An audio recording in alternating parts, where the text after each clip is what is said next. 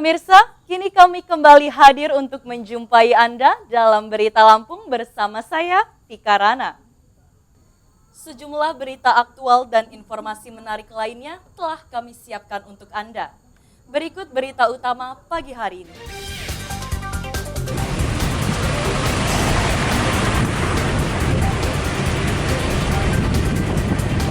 Penumpukan kendaraan di Pelabuhan Bakauheni kian parah hingga ke jalan tol, dampak cuaca buruk di Selat Sunda.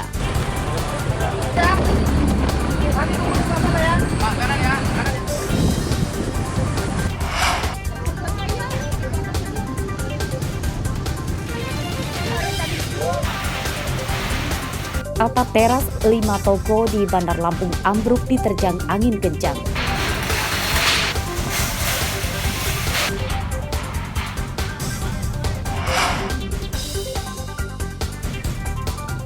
Musim tanam padi tiba, petani di Tulang Bawang keluhkan tingginya harga pupuk dan irigasi rusak.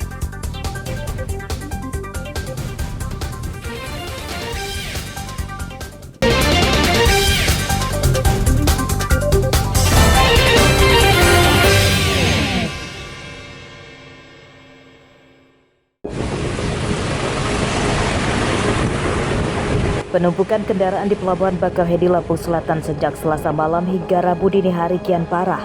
Tidak hanya memenuhi tempat parkir di seluruh dermaga saja, antrian mobil pribadi, truk, dan bus bahkan mengular hingga ke jalan lintas Sumatera dan jalan tol di depan pelabuhan.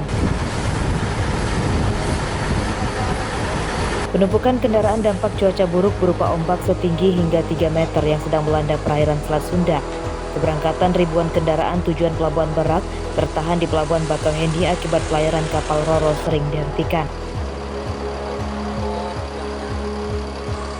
Kondisi tersebut dikeluhkan para sopir truk yang mengangkut buah-buahan, bahan makanan, dan ternak. Mereka khawatir muatan kendaraannya akan busuk sebelum tiba di tempat tujuan.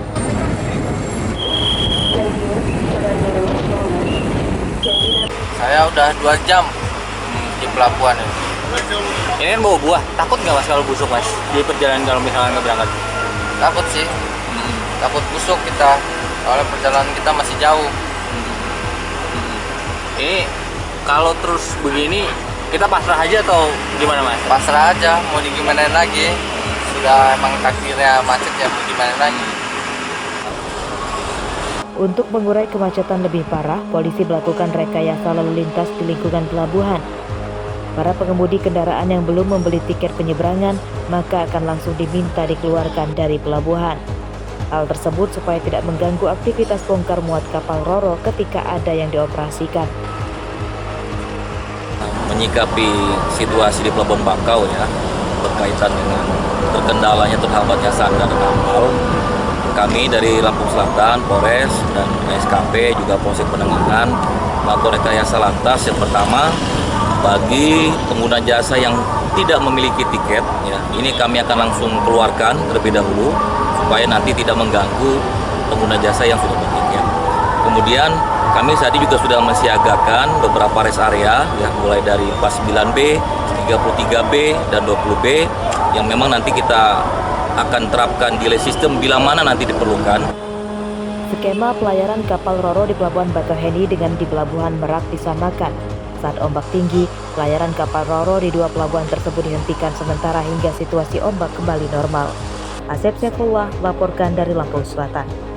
Info terkini Pelabuhan Bakauheni Lampung, terjadi penumpukan kendaraan akibat cuaca buruk. Ditutup ya, sementara tiket tidak tiadakan karena cuaca buruk ya, macet lah. Penumpukan kendaraan di Pelabuhan Bakauheni Lampung Selatan sejak Rabu pagi mulai terurai. Sudah tidak ada lagi antrian panjang kendaraan di jalan raya di depan pelabuhan. Meski demikian, antrian kendaraan tetap terjadi di seluruh dermaga. Macet. General Manager ASDP Bakauheni Syamsuddin mengatakan, ombak di Selat Sunda sudah kembali normal dan mulai aman untuk pelayaran kapal Roro.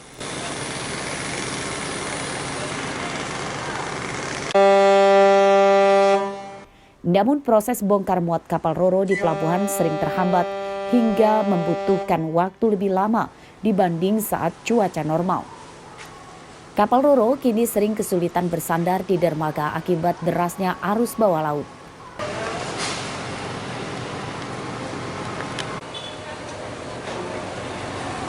Pasti kendalanya di cuaca dan kesulitan pada saat akan sandar karena beberapa kapal itu gagal sandar dan dia harus berputar ulang dan menyesuaikan untuk bisa sandar dengan selamat. Kondisi cuaca ini juga pastinya bukan stop pelayaran tapi menjadi lebih terhambat karena cuaca.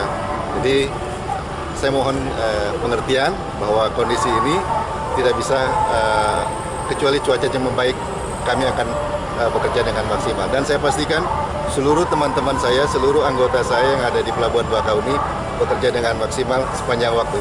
Cuaca buruk berupa ombak setinggi 3 meter, angin kencang hingga 20 knot, dan derasnya arus bawah laut yang melanda perairan Selat Sunda telah terjadi sejak hari Minggu lalu.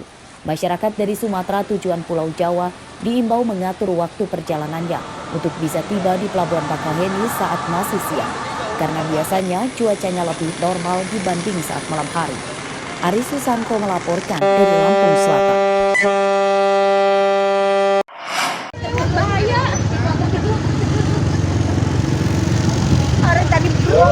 Atap teras atau kanopi ukuran besar yang dipakai untuk 5 toko sekaligus di Jalan Zulkarnain Subing, Kelurahan Keteguhan, Kecamatan Teluk Betung Timur, Bandar Lampung ambruk pada Rabu pagi. Atap roboh ke jalan hingga menyebabkan kemacetan arus lalu lintas. Tidak ada warga yang berani menyingkirkan atap yang roboh tersebut karena di sekitar lokasi terdapat kabel listrik dan banyak kabel internet yang menjuntai. Warga khawatir tersetrum karena atap yang roboh berbahan seng dan aluminium yang bisa dialiri arus listrik. Menurut warga, atap tersebut roboh akibat diterjang angin kencang. Saat kejadian tidak sedang hujan namun cuaca sedang mendung.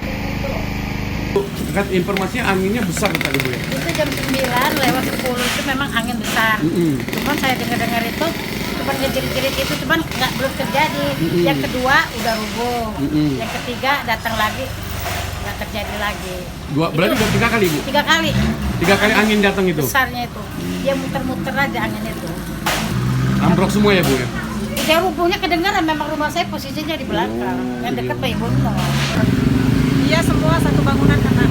Jam berapa Bu kejadiannya Bu tadi? Jam 9 pagi. Coba ceritain kronologi ya Bu. Pertama angin datang atau seperti apa? Ya angin, datang muter. Ya sudah nembak itu bangunan itu, atapnya roboh semua. Oh roboh semua, sekaligus? Sekaligus. Informasi ada 2 kali sampai 3 kali angin datang itu? Enggak, 2 kali. 2 kali? Penyingkiran atap yang ambruk dilakukan oleh petugas BPBD Bandar Lampung dan melibatkan petugas PLN untuk memadamkan arus listrik sementara. Perhatikan pohon karena angin kencang dan hujan itu mengakibatkan banyak pohon tumbang. Karena mulai dari tadi malam banyak sekali pohon tumbang. Sampai subuh pun masih ada kejadian pohon tumbang sampai dengan pagi masih udah 3 kali pohon tumbang. Ada himbauan kepada warga Bang agar berhati-hati. Dari pohon-pohon tinggi dan kalau bisa ada swadaya masyarakat untuk di sekitar rumahnya dipangkas atau kira-kira membahayakan masyarakat sekitar.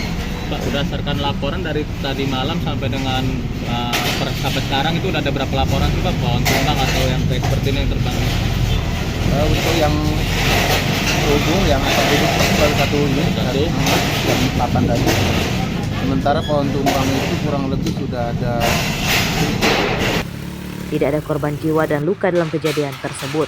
Oleh petugas, puing atap teras yang roboh diserahkan kepada pemilik toko. Arsadi Saputra dan Jeffrey Arifin melaporkan dari Bandar Lampung.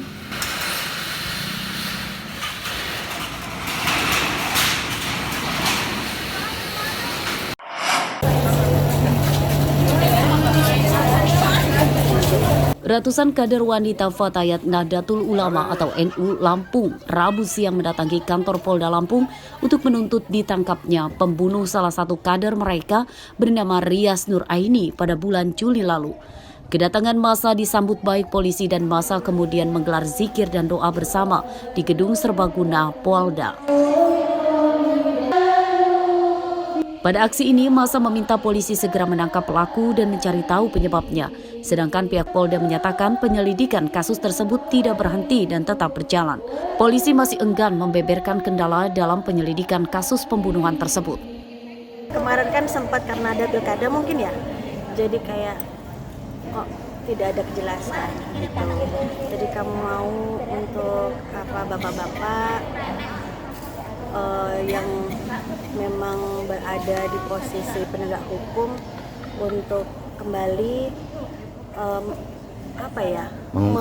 mengungkap kasus ini biar nggak tenggelam gitu aja. Jadi menerima aspirasi dari ibu-ibu Fatah Temit ini untuk meminta kepada Polda Lampung terkait pengungkapan kasus dari anggotanya dari HTNU di Lampung Timur. Sejauh ini penyelidikan dari Polda Lampung seperti apa sih, Bu? Sejauh ini masih terus berjalan untuk lidiknya dari Polda Lampung. Namun demikian untuk hasilnya masih menunggu dari penyidik dari Polda Lampung. Mayat Rias Nur Aini ditemukan dalam karung dekat motornya yang ambruk di kebun jagung, Desa Raja Basa Lama, Kecamatan Labuan Ratu, Lampung Timur pada pertengahan Juli lalu. Korban tewas akibat menderita luka bekas penganiayaan senjata tajam dan tumpul. Motor korban tidak hilang, namun ponsel korban tidak ditemukan diduga dirampas pelaku. Robi Laste melaporkan dari Lampung Selatan. Buka tali.